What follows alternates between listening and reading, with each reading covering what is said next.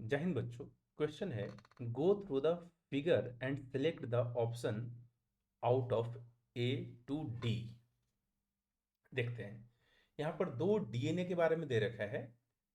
एक डीएनए ए है और एक डीएनए है। दोनों डीएनए का अगर आप ध्यान से देखें, इसे हम लोग बोल रहे हैं ए डीएनए और इसे हम लोग बोल रहे हैं बी डीएनए। यहाँ पर आपको देखना पड़ेगा कि हमें पता है कि जब रेस्ट्रिक्शन एंडोन्यूक्लियस एंजाइम का एक्शन होता है तो सेम स्टिकिन मिलता है।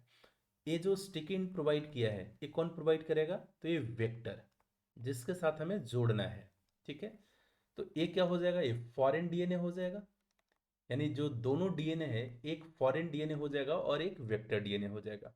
अब यहाँ पर जो सीक्वेंस आप देखेंगे, कट किसके किसके बीच में लगा है? तो जी और ए के बीच में, है ना। जब जी और ए के बीच में और पैलिंड्रोमिक सीक्वेंस अगर G A A T T C, G A A T T C अगर पैलिंड्रोमिक सीक्वेंस से है तो दोनों के बीच में जो कट लगाता है वो हमेशा जी और ए के बीच में कट लगाता है।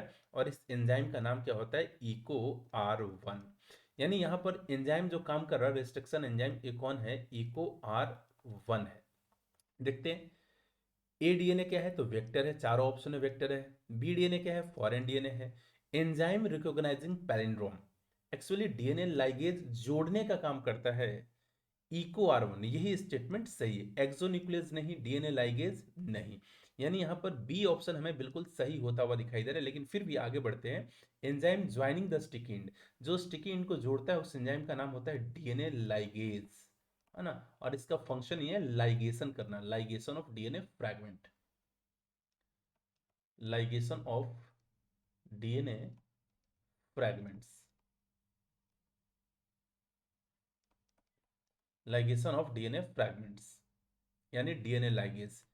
ऑप्शन यहाँ पर बी बिल्कुल सही ऑप्शन है। Best of luck.